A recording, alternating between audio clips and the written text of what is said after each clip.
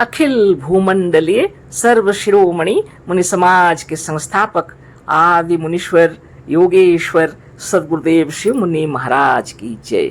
उपस्थित मुनि वृंद, साधु सज्जन वृंद, संत वृंद, साधक वृंद, आध्यात्म ज्ञान के जिज्ञासु और प्रेमियों, सभी श्रोता वृंद, आप सभी को मेरा कोटिशः नमन, सप्रेम जय जीव।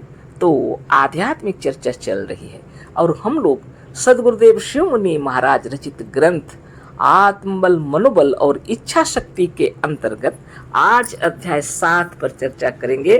शीर्षक दिए हैं सदगुरुदेव शिव मुनि महाराज आत्मा की ईश्वरीय शक्ति, है ना।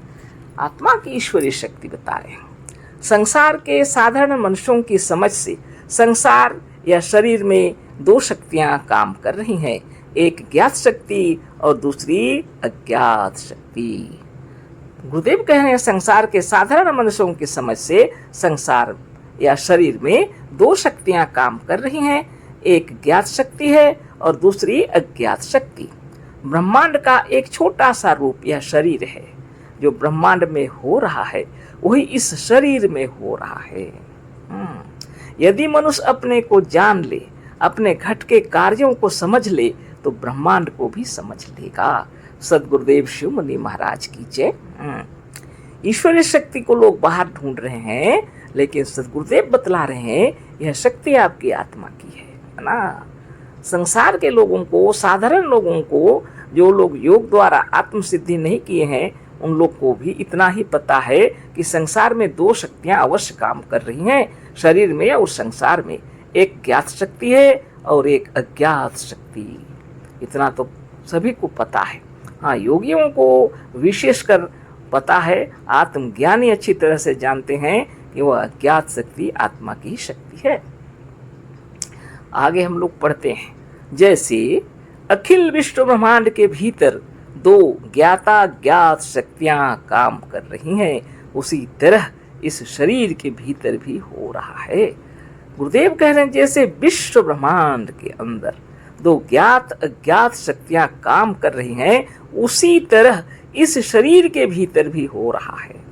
उदाहरण दे के आके समझा रहे हैं। चलना, उठना, बैठना, बोलना, खाना, पीना आदि ऐसी क्रियाएं हैं जो आत्मा की ज्ञात शक्तियों द्वारा होती हैं, क्योंकि इसे मनुष्य जानता है कि अब चलें, अब बैठें और अब खड़े हैं, या अब चलें या बैठें या खड़े हों, है ना। सब तरह की बात सदगुरुदेव बता रहे हैं। खाना, चलना, फिरना, उठना, बैठना अपनी इच्छा से करते हैं हम लोग। यह ज्ञात शक्ति है जिसे हम जानते हुए करते हैं, गुरुदेव बतला रहे हैं, है ना। क्योंकि इसे मनुष्य जानता है कि अब चलें, अब बैठें और अब खड़े हैं। आज कहाँ कहाँ गए और कहाँ कहाँ बैठे यह भी जानता है। अगर विचार करेंगे दिन भर की बातें तो भी याद रहेगा। यहाँ तक कि जब तक मनुष्य जानकर या स्वयं इच्छा ना करे तब तक ना चलता है, ना उठता है, ना बैठता है, ना खाता है, ना पीता है और ना बोलता है।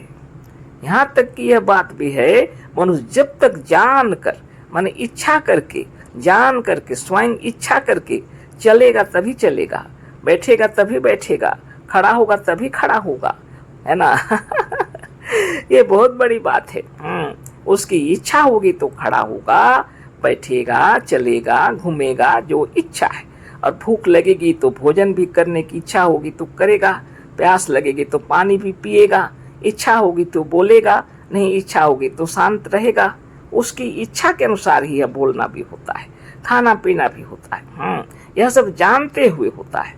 अतः यह सब क्रियाएं मनुष्य की ज्ञात शक्ति द्वारा होती हैं। तो गुरुदेव कह रहे हैं ये जो कार्य हो रहे हैं मनुष्य के जानते हुए में होती हैं, ज्ञात है इसको, यह ज्ञात शक्ति के द्वारा हो रहा है। पर बहुत सी क्रियाएं ऐसी हैं जो अज्ञात शक्ति द्वारा होती हैं, जैसे श्वास प्रश्वास का आवागमन, हृदय और नाड़ियों की धड़कन, निमेषोन्मेष और रक्त प्रवाह आदि ऐसी क्रियाएं हैं जो अज्ञात शक्ति द्वारा होती हैं। अब देखिए कितना स्पष्ट कर दिए गुरुदेव, है ना। बहुत बड़ी बात है।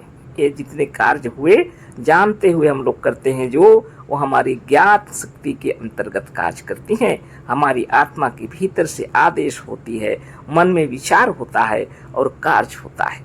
लेकिन कुछ ऐसी शक्तियां हैं, हम माने जाने ना जाने कुछ भी करें, कार्य होता रहेगा, है ना।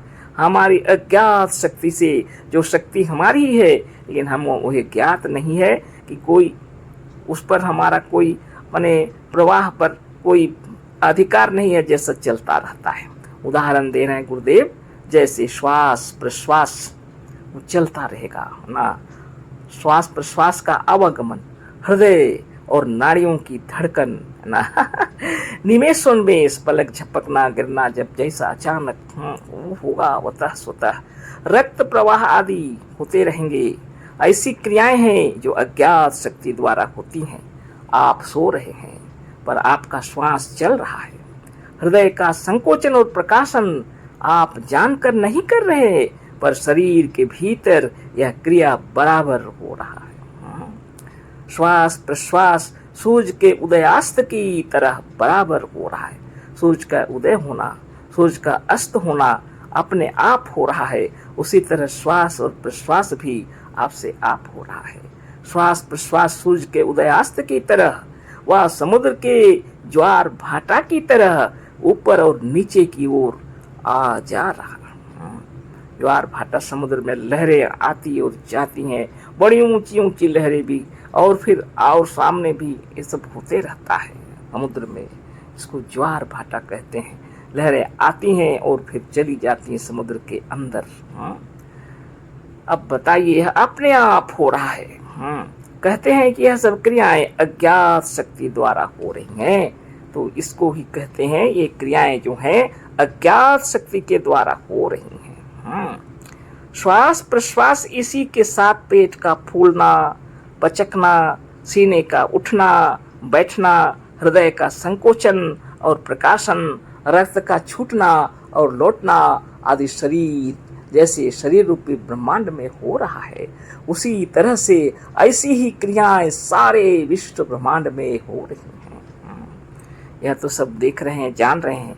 श्वास प्रश्वास चल रहा है, इसमें पेट का फूलना पचकना भी होता है। उठना बैठना आप कर रहे हैं।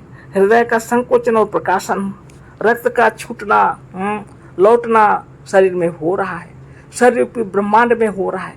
उसी तरह ऐसी ही क्रियाएं सारे विश्व ब्रह्मांड में हो रही हैं। अब क्या क्या हो रही हैं देखिए। समुद्र से पानी का भाप बनकर आकाश में उठना, फिर आकाश से वृष्टि के रूप में गिरना और शरीर के रक्त की तरह बहते हुए हृदय रूपी समुद्र में फिर लौट जाना ना। कितनी नदियां बह रही हैं विश्व ब्रह्मांड में। समुद्र से पानी भाप के रूप में ऊपर चला गया आकाश में। वृष्टि हुई, बारिश हुई, नदियों का पानी आया, फिर समुद्र में चलते रहता है हमेशा ना। यह सब मिलाकर ऐसा ही हो रहा है जैसे कि हृदय का फूलना और पचकना, या समुद्र का श्वास प्रश्वास, अथवा समुद्र रूपी हृदय से जल रूपी रक्त का छूटना और लौटना है। देख लीजिए हैं। जैसे समुद्र के भीतर से वाष्प के ऊपर चला गया, फिर बारिश हुई। हम लोग के अंदर भी ऐसे ही होता है। हृदय के भीतर में श्वास चल रहा, अपने मस्तक को से आदेश मिल गया है और सारी नस नाड़ियां कार्य कर रही हैं। आपका ब्रेन, आपका थायराइड, आपका हार्ट, आपका लंग्स, अपना जितना शरीर के जितने है ना मशीन है चल रहे हैं, किडनी से लेकर सब। इतने प्रकार के पंच कर्मेंद्रिय कार्य कर रहे हैं, पंच ज्ञानेंद्रिय कार्य कर रहे हैं, और उसी के अंदर में अज्ञात शक्ति से कार्य हो रहा है। आदेश दिया हुआ है शरीर को, वह कार्य हो रहा है। सो रहे हैं फिर भी हो रहा है, जगे हुए हैं फिर भी हो रहा है। उसमें आपको मन लगाना भी नहीं पड़ता है, आदेश देना भी नहीं पड़ता है, अचानक हो जाता है। जैसे कोई चीज़ अगर आपके आंखों के सामने आ जाए तो पलक झपक जाए, अचानक, है ना। कितनी बड़ी बात है। आपकी रक्षा के लिए शरीर के रोम रोम तैयार रहते हैं। बहुत बड़ी शक्ति है आपके अंदर में, है ना। सदगुरुदेव इसी को बता रहे हैं, अखिल विश्व ब्रह्मांड में जैसा हो रहा है वैसा ही शरीर में हो रहा है। बहुत बड़ी बात है। शरीर का कार्य आप देखिए, दोबारा से वहां से हम पढ़ देते हैं। समुद्र से पानी का भाप बनकर आकाश में उठना, फिर आकाश से वृष्टि के रूप में गिरना और शरीर के रक्त की तरह बहते हुए हृदय रूपी समुद्र में फिर लौट आना। नदियां जो बहती है ना, रक्त जैसे नाड़ियों में बह रहा उसी तरह यह सब मिलाकर ऐसा ही हो रहा है जैसे कि हृदय का फूलना और पचकना, या समुद्र का श्वास प्रश्वास अथवा समुद्र रूपी हृदय से जल रूपी रक्त का छूटना और लौटना है। जैसे शरीर में खून चारों ओर लौट के फिर हृदय में आ जाता है, उसी तरह से समुद्र में सारी नदियां आती हैं, फिर वाष्प बन के ऊपर जाता है, फिर वृष्टि होती है, फिर आता है। यह चक्र चलते रहता है। इतनी बड़ी बात है। जिस तरह से हमारा श्वास प्रश्वास होता है उसी तरह से एक ताल पर समुद्र में आप से आप उसी अज्ञात शक्ति द्वारा ज्वार और भाटा हो रहा है। आकाश के सारे ग्रहों का उदय और अस्त, उठना और बैठना व फूलना पचकना, जो कह लो बात एक ही है, केवल शब्दों का फेर है। ब्रैकेट में लिखे हैं समझाने के।